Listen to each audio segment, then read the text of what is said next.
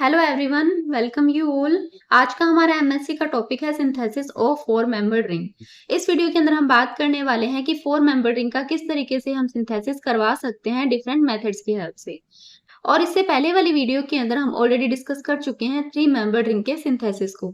तो अगर आपने वो वाली वीडियो नहीं देखी है तो वो वाली वीडियो भी जरूर देखिए। तो आज का हमारा टॉपिक है synthesis of four membered ring. इसके सिंथेसिस को जानने से पहले हम ये जो फोर मेंबर्ड रिंग है इसके बारे में कुछ पॉइंट्स को डिस्कस कर लेते हैं।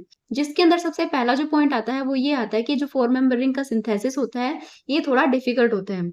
क्योंकि जो फोर मेंबर्ड रिंग होती है वो थर्मोडायनेमिकली और काइनेटिकली दोनों ही तरीके से फेवरेबल नहीं होती, अनस्टेबल होती है। इसी वजह से जो इसका सिंथेसिस करवाना है वो थोड़ा डिफिकल्ट हो जाता है। लेकिन फिर भी हम यहाँ पर कुछ मेथड्स को यूज करते हैं जिसकी हेल्प से हम क्या कर सके, फोर मेंबर्ड रिंग का सिंथेसिस कर सकें।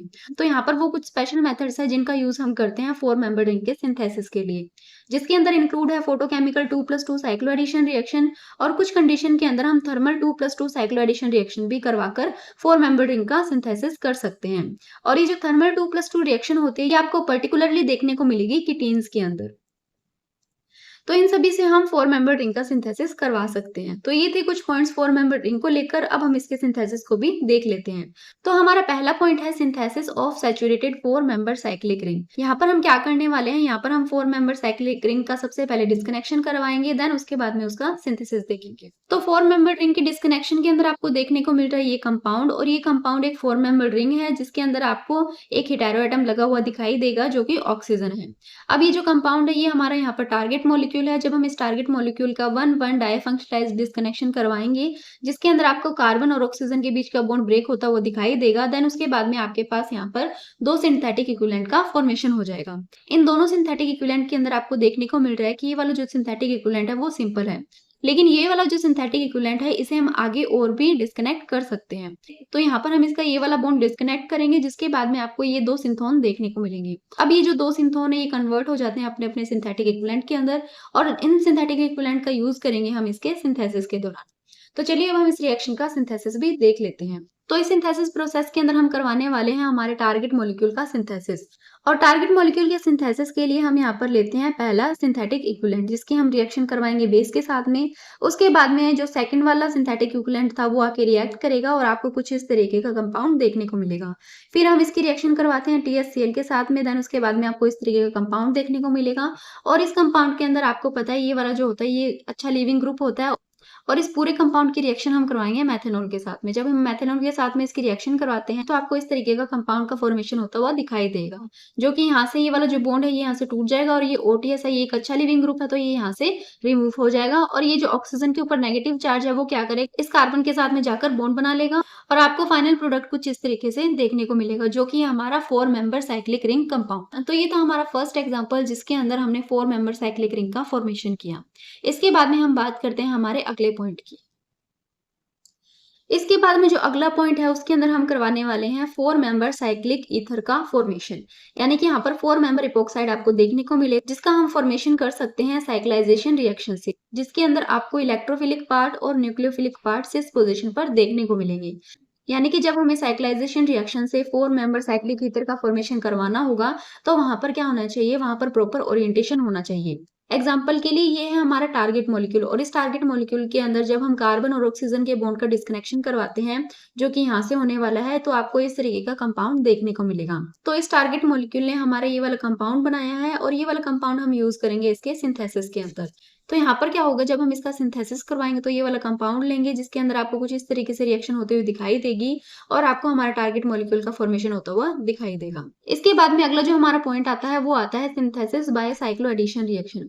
यानी कि साइक्लो एडिशन रिएक्शन से हम फोर मेंबर साइक्लिक रिंग का फॉर्मेशन किस तरीके से करेंगे वो भी हम देख लेते हैं।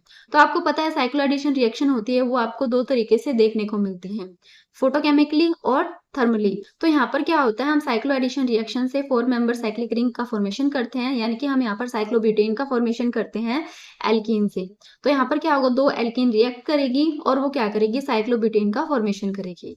लेकिन जब ये दो एल्कीन रिएक्ट करेगी तो यहाँ पर आपको क्या करना पड़ेगा, यहाँ पर आपको फोटोकेमिकली कंडीशन लेनी पड़ेगी। यहाँ पर ये जो 2+2 रिएक्शन है वो आप थर्मली नहीं करवा सकते। इसे थर्मली ना करवाने का रीजन ये है कि ये सिमेट्री फॉरबिडन होती है according to Woodward Hoffmann rule, जिसके अंदर क्या होता है, आपको थर्मल कंडीशन के अंदर 2+2 साइक्लो एडिशन रिएक्शन नहीं देखने को मिलती। तो इसलिए हमें क्या करना पड़ेगा, इसे हमें फोटोकेमिकली कराना पड़ेगा, क्योंकि जो साइक्लो एडिशन रिएक्शन होती है एल्कीन के अंदर वो फोटोकेमिकली अलाउड होती है। तो अब आप इस एग्जांपल के अंदर देख सकते हो हमारे पास ये 2 एल्कीन है। इन 2 एल्कीन के अंदर आपको देखने को मिलेगी 2+2 साइक्लो एडिशन रिएक्शन, लेकिन यहाँ पर जो 2+2 साइक्लो एडिशन रिएक्शन होगी वो फोटोकेमिकली होगी, क्योंकि ये फोटोकेमिकली अलाउड होती है और थर्मली फॉरबिडन होती है। जिसके बाद में आपको यहाँ पर साइक्लोब्यूटेन का फॉर्मेशन होता हुआ दिखाई देगा। तो ये था हमारा एक और एग्जांपल जिससे हमने देखा कि किस तरीके से हम 4 मेंबर रिंग का सिंथेसिस करवा सकते हैं। नेक्स्ट हमारा पॉइंट ये बोलता है कि जो 2+2 साइक्लो एडिशन रिएक्शन है उसे हम इजीली करवा सकते हैं जब इन दोनों एल्कीन के अंदर से एक एल्कीन कॉन्जुगेशन शो करे अंडर फोटोकेमिकल कंडीशन। यानी कि हमने यहाँ पर जो 2 एल्कीन ली थी, इन 2 एल्कीन के अंदर एक भी अगर ऐसी एल्कीन होती जो कि कॉन्जुगेशन शो करती इस फोटोकेमिकल कंडीशन के अंदर, तो वहां पर क्या होता है, जो 2+2 साइक्लो एडिशन रिएक्शन है वो इजिली हो जाती है। तो अब हम इसका एग्जाम्पल भी देख लेते हैं। तो एग्जाम्पल के लिए हमारा ये टारगेट मॉलिक्यूल है और इस टारगेट मॉलिक्यूल के अंदर आपको ये 4 मेंबर रिंग देखने को मिल रही है। अब सबसे पहले तो हम इसका डिस्कनेक्शन करवाएंगे। तो डिस्कनेक्शन करवाने के लिए क्या होता है, ये वाला जो बॉन्ड है ये इधर शिफ्ट हो जाता है और ये बॉन्ड उठकर इधर आ जाता है, जिसके बाद में आपको इस तरीके से 2 सिंथेटिक इक्विवेलेंट देखने को मिलते हैं। अब ये जो दोनों कंपाउंड है इसके अंदर आपको एक तो एल्कीन देखने को मिल रही है और दूसरा आपको अनसैचुरेटेड कार्बोनिल कंपाउंड देखने को मिल रहा है। अब यहाँ पर क्या होगा, यहाँ पर होगा alpha beta disconnection. Alpha beta disconnection होने की वजह से ये वाला जो बॉन्ड है ये यहाँ से ब्रेक हो जाएगा और आपको इस तरीके का कंपाउंड देखने को मिलेगा। अभी भी हम इस कंपाउंड को और भी सिंपलर फॉर्म में ब्रेक डाउन कर सकते हैं। तो इस वजह से हम यहाँ पर क्या करवाएंगे, हम यहाँ पर करवाएंगे 1,5 डाइफंक्शनलाइज्ड डिस्कनेक्शन। तो यहाँ पर जैसे ही 1,5 डिस्कनेक्शन होगा तो आपको इस तरीके से 2 सिंथोन देखने को मिलेंगे। अभी जो दोनों सिंथोन है ये कन्वर्ट हो जाते हैं अपने अपने सिंथेटिक इक्विवेलेंट के अंदर।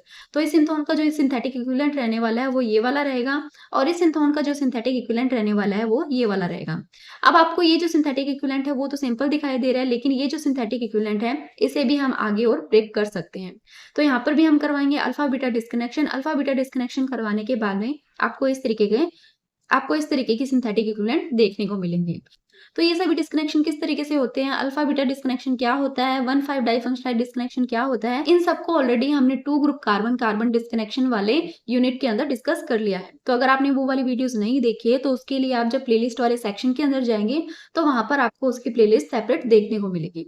तो एक बार उन वीडियोस को भी जरूर देखिए, जिससे कि आपको ये जो डिस्कनेक्शन किस तरीके से होता है वो इजिली क्लियर हो जाएगा। इसके बाद में हम इस रिएक्शन का देखते हैं सिंथेसिस। तो सिंथेसिस के लिए हम यहाँ पर लेते हैं सिंथेटिक इक्विवेलेंट। इसकी रिएक्शन करवाएंगे हम बेस के साथ में, जिसके बाद में यहाँ से क्या होगा, जो प्रोटॉन एक्सट्रैक्ट करने के बाद में हमारे पास इनोलेट का फॉर्मेशन हो जाएगा और ये जो इनोलेट है ये जाकर दूसरे वाला जो सिंथेटिक इक्विवेलेंट था उसके साथ में रिएक्ट करेगा और आपको कुछ इस तरीके का कंपाउंड देखने को मिलेगा।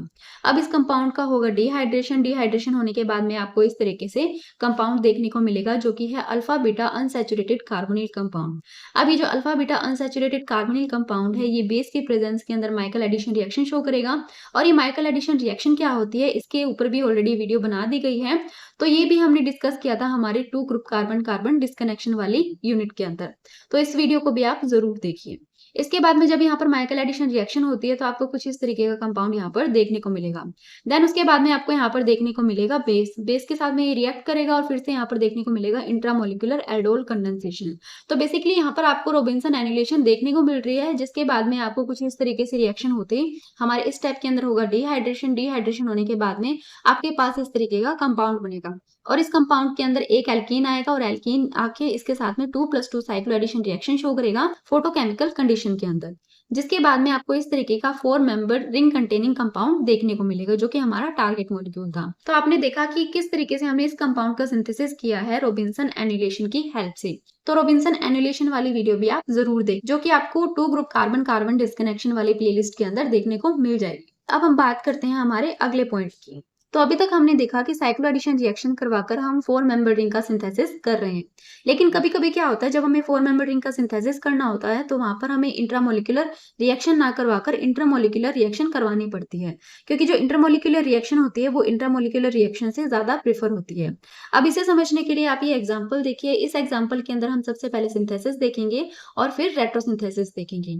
तो सिंथेसिस के अंदर हम ये वाला कंपाउंड लेते हैं और ये वाला हम साइक्लिक कीटोन लेते हैं, जिसकी रिएक्शन होगी 2+2 साइक्लो एडिशन रिएक्शन और वो भी फोटोकेमिकली, जिसके बाद में आपको ये वाला टारगेट मॉलिक्यूल देखने को मिलेगा। अब जब हम इसका रेट्रोसिंथेसिस करवाएंगे तो रेट्रोसिंथेसिस आपको कुछ इस तरीके से देखने को मिलेगा। यहाँ पर हम करवाएंगे 2+2 रेट्रो साइक्लो एडिशन रिएक्शन, जिसके बाद में ये वाला जो बॉन्ड है ये यहाँ पर शिफ्ट हो जाएगा और ये वाला बॉन्ड यहाँ पर शिफ्ट हो जाएगा। जिसके बाद में आपको इस तरीके के दोनों सिंथेटिक इक्विवेलेंट देखने को मिलते हैं। तो ये थी हमारी रेट्रोसिंथेसिस। इसके बाद में हमने शुरू के अंदर बात की थी कि हम 4 मेंबर रिंग का फॉर्मेशन कर सकते हैं कीटीन की हेल्प से। तो हम यहाँ पर देखेंगे किस तरीके से हम कीटीन की हेल्प से थर्मल कंडीशन के अंदर 4 मेंबर रिंग का सिंथेसिस कर सकते हैं। लेकिन उससे पहले हम ये जानते हैं ये कीटीन क्या होती है। जो कीटीन होता है वो जनरली अनस्टेबल होता है और इसे हम स्टोर नहीं कर सकते, और ये हाईली इलेक्ट्रोफाइल होता है अपने sp कार्बन एटम पर।